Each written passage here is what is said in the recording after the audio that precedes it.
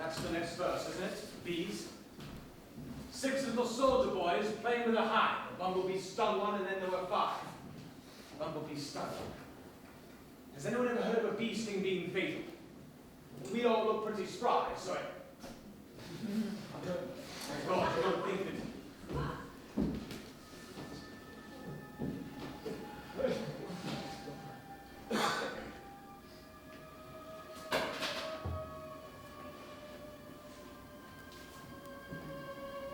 Here's your bee sting.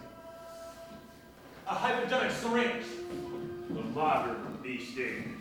Well, she was sitting there. What of us? One of us. But which of us?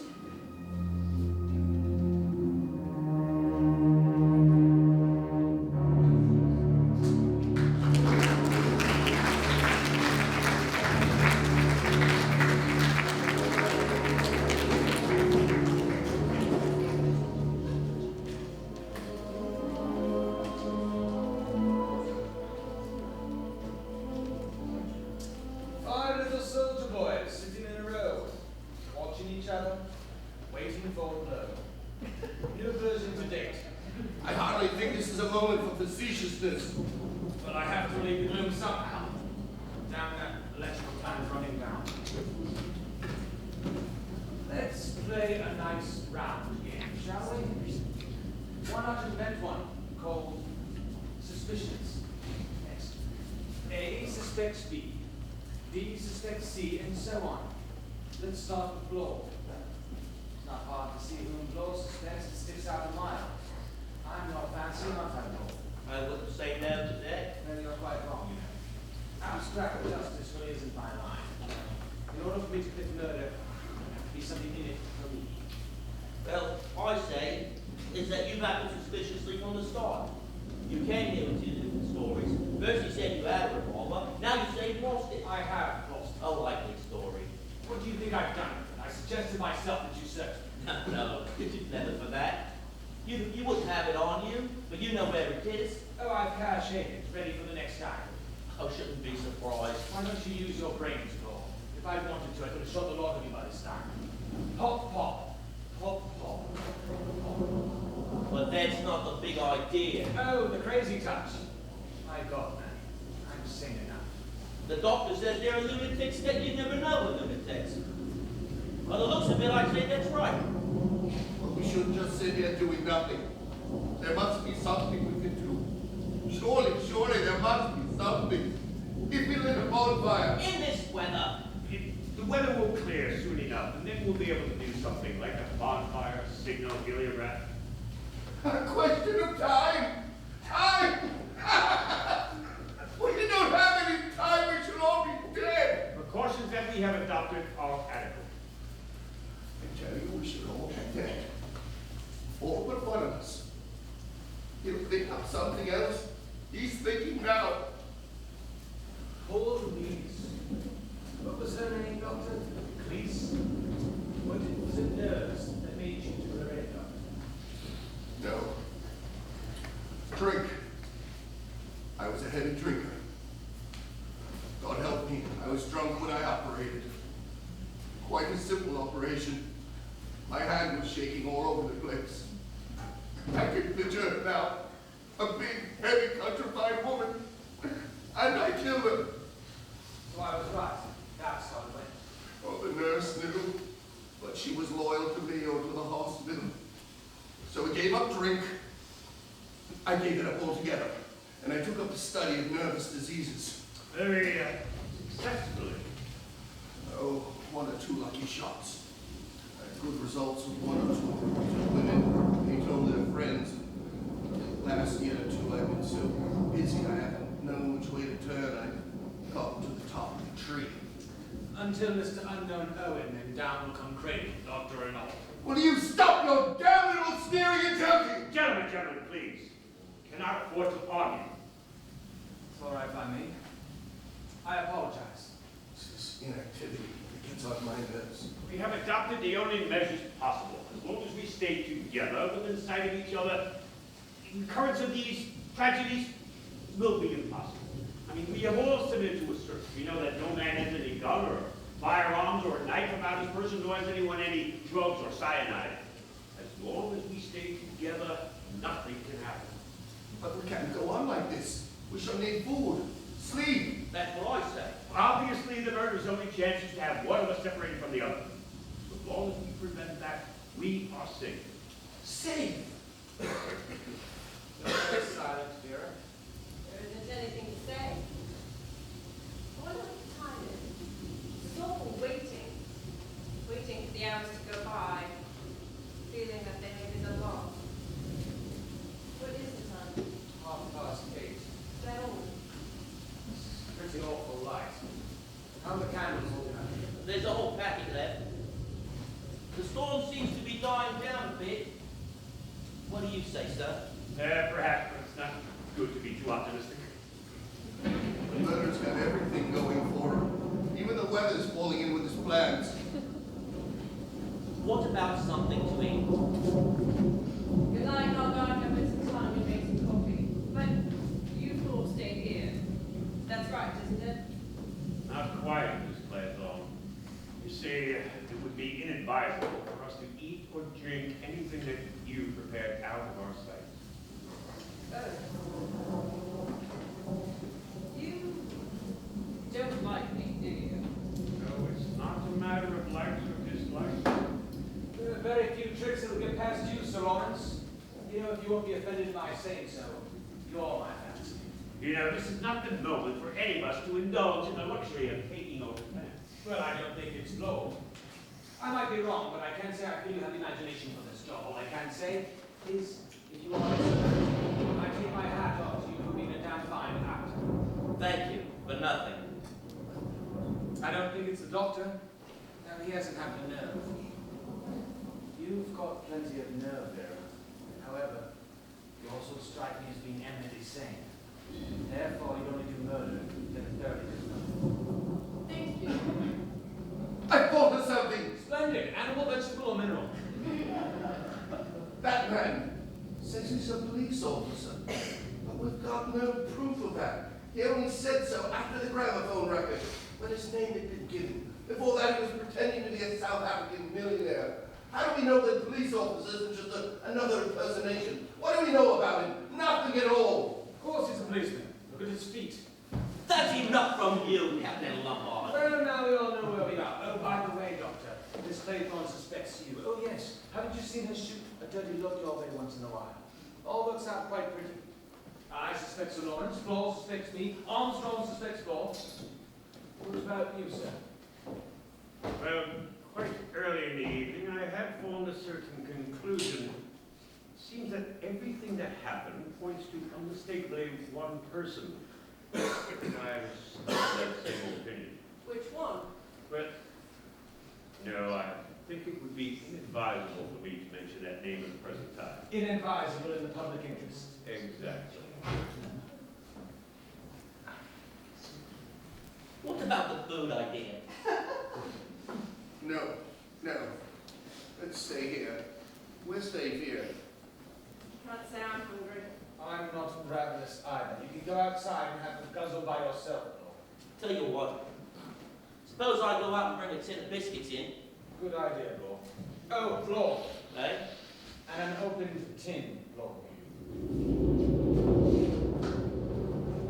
It's just the wind making the curtains rattle.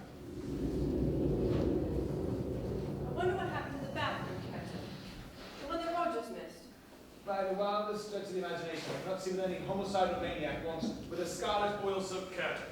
Things seem to have been disappearing. Miss Brett lost a skein of knitting wool. So the murderer, whomever he or she is a kleptomaniac too. How does it go? 5 little social words. Going in for law, one got in chancery. Chancery. But how can that apply? Unless, of course. Yes, my dear. That's why I'm sitting here. Ah, but I'm casting you for the role of murderer, not victim. Well, the term could apply to a boxer. Well, perhaps we'll start a free fight. No, that does tend to leave you out, my dear. Awful rhyme. It's going round in my head. I think I'll remember it till I die. Mr. Flaw's a long time. Perhaps the big bad wolf got him. Captain Lombard, I've warned you before to try to restrain yourself from your peculiar sense of humor. Sorry, sir. It must be a form of nervousness.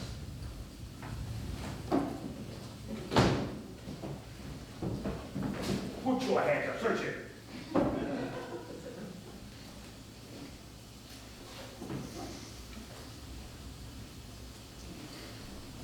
No, thank you. Oh, come now. You've had no dinner. I couldn't eat anything. I warn you. Floor will lift the entire lot. I don't see why you have to be so funny about it. Starving ourselves won't do us any good. How will we fix the cigarettes? I haven't got it. I've run out too. Yeah. Fortunately, I'm a smoker. I've got a whole box upstairs in my suitcase. I'll go get them. Could do with a cigarette myself. See that you all stay where you are. Not bad, biscuits. What are they? Cheese? Cheese and celery. That girl ought to have had some. The nerves are in a bad state. So I don't know whether I would agree with you there, Doctor. Attwn seems to be a very cool and resourceful young lady. Quite remarkably so. So that's your idea? That she's the guilty party? Hardly likely a woman. You and I, Doctor, see women from slightly different angles. What does anyone say to a spot of whiskey? Great idea, provided we open an unopened bottle.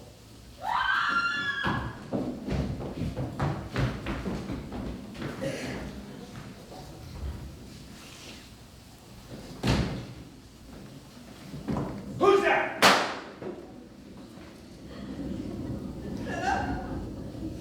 Philip! Brian! I lost you! I'm here, I'm here. Why can't we have some light? It's awful in the dark. I don't know where you are. You don't know where anyone is. The damn draft from the stairs, none of the candles out here. I've got a light. Where's Dr. Armstrong? I'm hunting for matches. Never mind matches, bring more candles.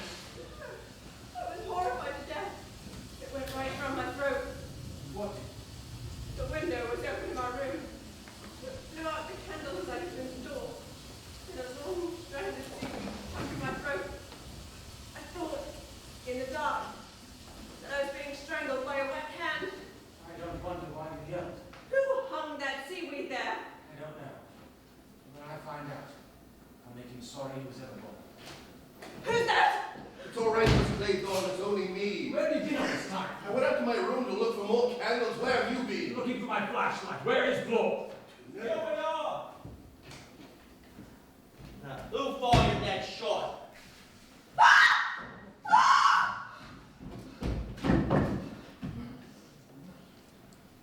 Judge Walgrave. He's been shot in the head. He's dead. I'm Sergeant Chancery. And then there were four. Miss Claythorne. Got me out of the way. You got me to go upstairs for cigarettes. Put that seaweed there. Did it all so that you could kill that helpless old man in the dark. You're mad, all of you. Crazy! That's why you wanted the red curtain and the knitting wall. It was all planned long ago. For that. Oh my God! Let me get out of here!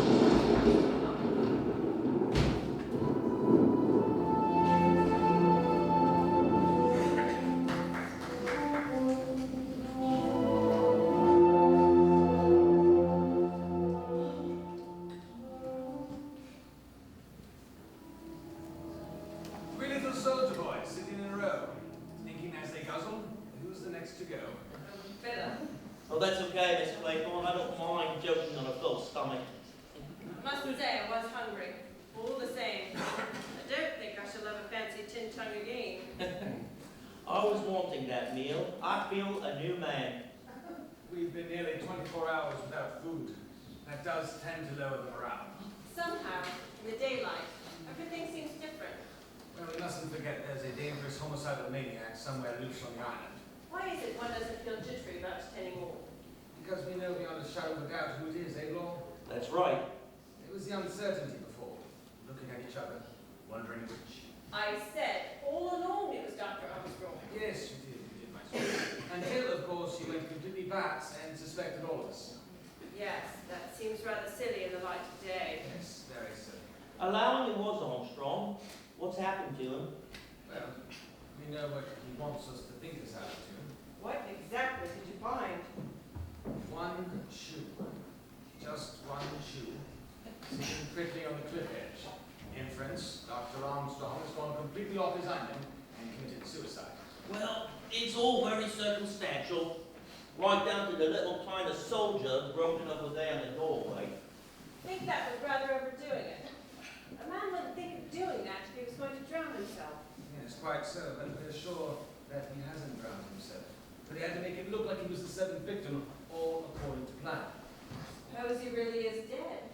I'm a bit suspicious of death without bodies. How extraordinary to think that there are 5 dead bodies in there, and we've been eating tin tongue. Ah, the delightful feminine disregard for the facts. There are 6 dead bodies, and they are not all in there. No, she's right, there's only 5. What about Mrs. Rogers? I counted her, she's the 5th. Oh, now look here. Marston 1. Mrs. Rogers 2. Joe Mackenzie 3. Rogers 4. Immigrant 5. Broadbridge 6. 7, 8, 9, and Armstrong makes 10. Oh, that's right. Sorry, old man.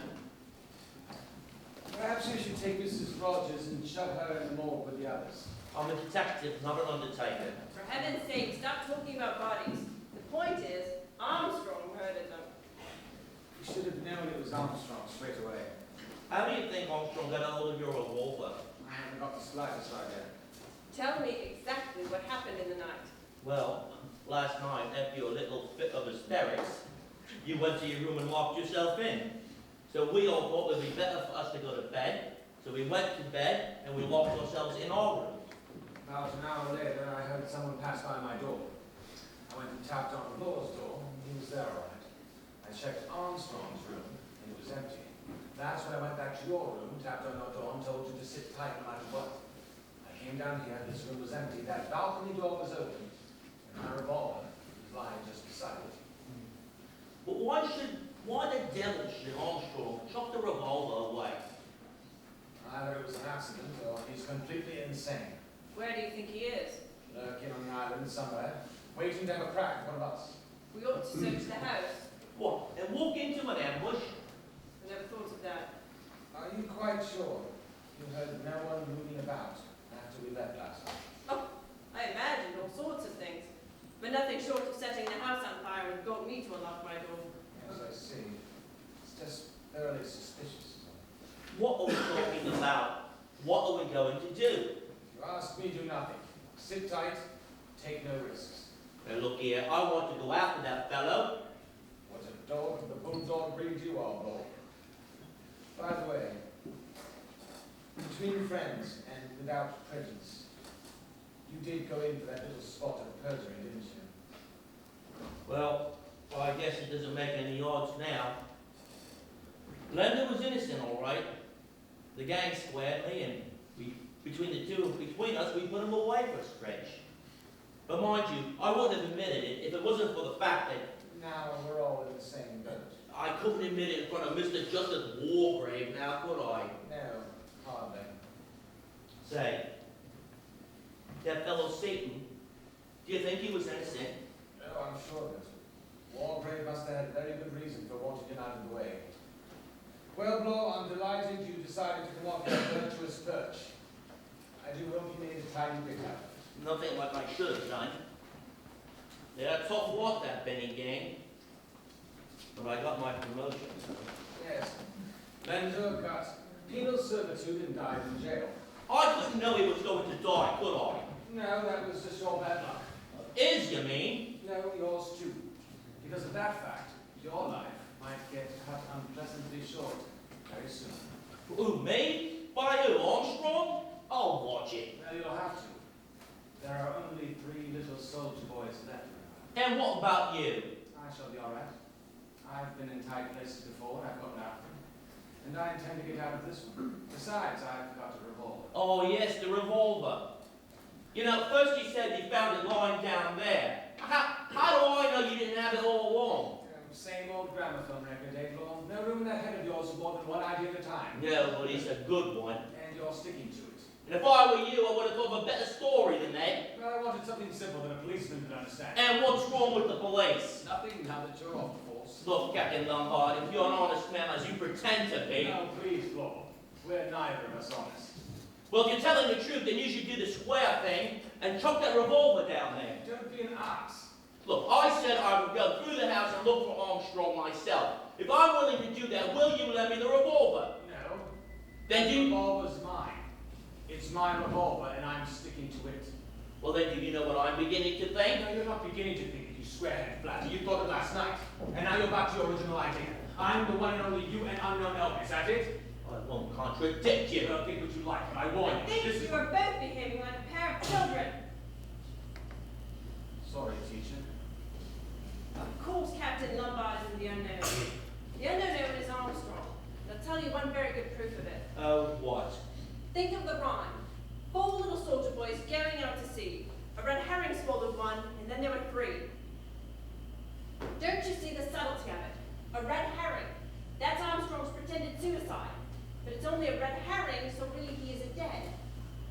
That's very ingenious. To my mind, it's absolute proof. It's all mad because he's mad. He takes a queer, childish, crazy pleasure in sticking to the rhyme and making everything happen that way. Dressing up the judge, killing Rogers while he was chopping sticks, using a hypodermic needle on Miss Brent when he might just as well have drugged her. He's got to make it all fit in. And then that's the next pointer. That will give us a hint of what he's going to do next. 3 little soldier boys walking in a zoo. A big bear hugged one, and then there were 2. Well, there's no zoo on the island. That'll be a hard one for him to pull off.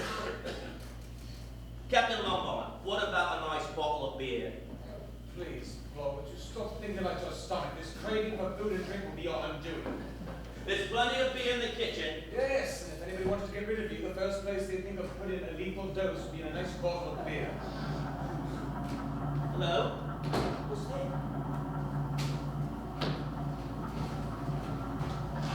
A boat! It's a boat!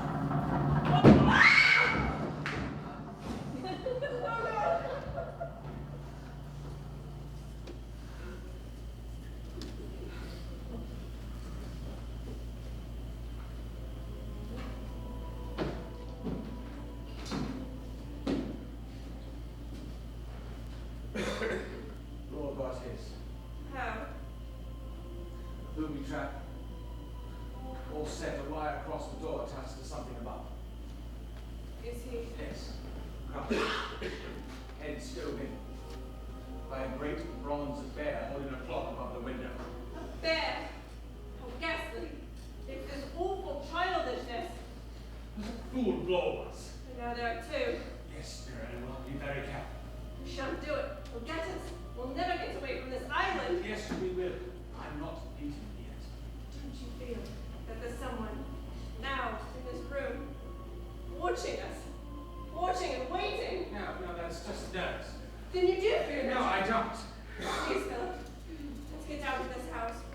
Perhaps if that was a boat, they'll see us. All right. We'll go to the top of the island. We can share a cliff from there. We'll be able to see if anyone approaches from the house. Anything's better than staying here. Won't you be rather cold in that dress? It'd be colder if I were dead. That's all right. A quick reconnaissance then. Be careful, Philip. Please. Don't worry. I'm not the law. Besides, there's no window overhead.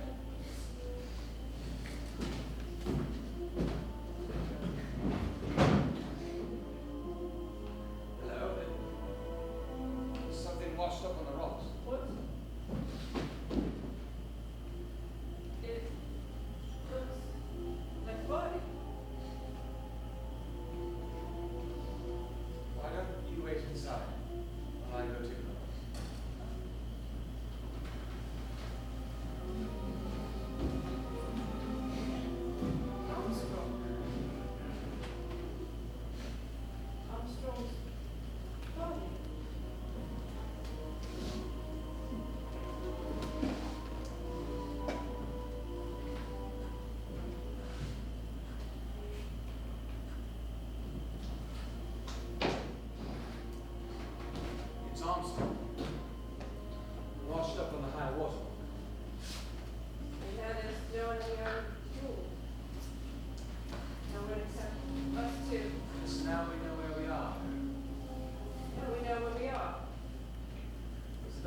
trick of yours with the booby trap. You know, Wargrave always said you were dangerous. So you did drown that boy after all. I didn't. That's where you're wrong. Please believe me. Please listen to me. Oh, I'm listening. You better make it a very good story. It isn't a story. It's the truth. Didn't kill that child. It was someone else. Who? Man.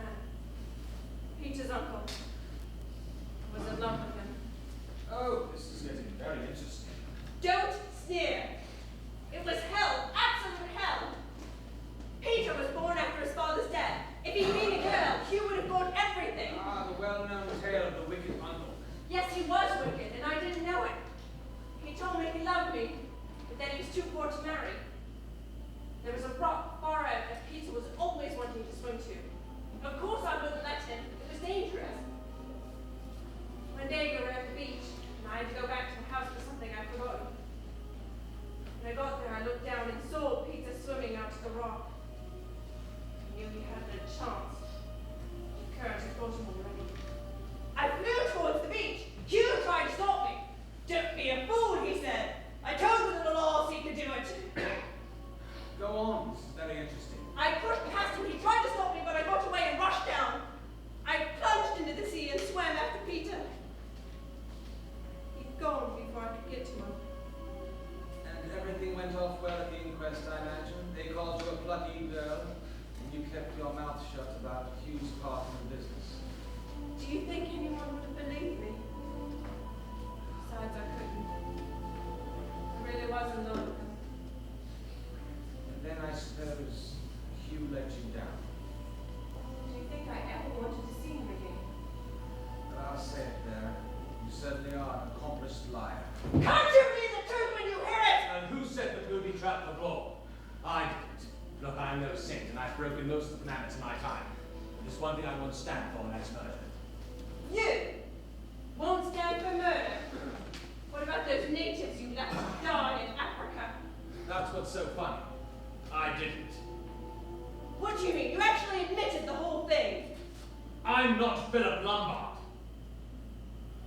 What are you talking about? What is your name? Charles Morley. Why did you come here under another name?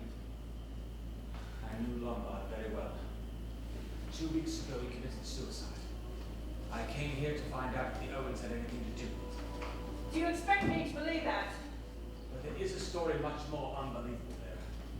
That you or I are Mr. Owen. Now, I know I'm not, and I can't believe that you are. Don't try and fool me. I know I'm not.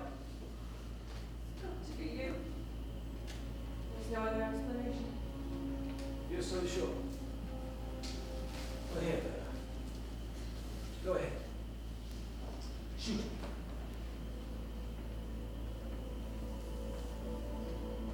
You see, you have a doubt. Don't come in close or I'll shoot! No, you won't, Vera.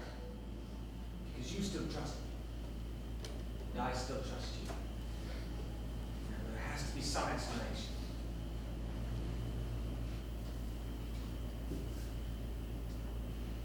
That's it. Yes, of course. You have to shoot me.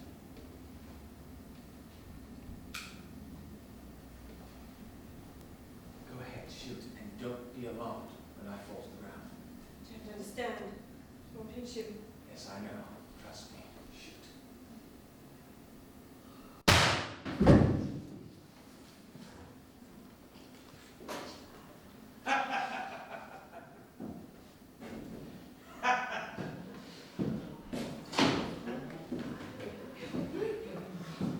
One little soldier boy left all alone.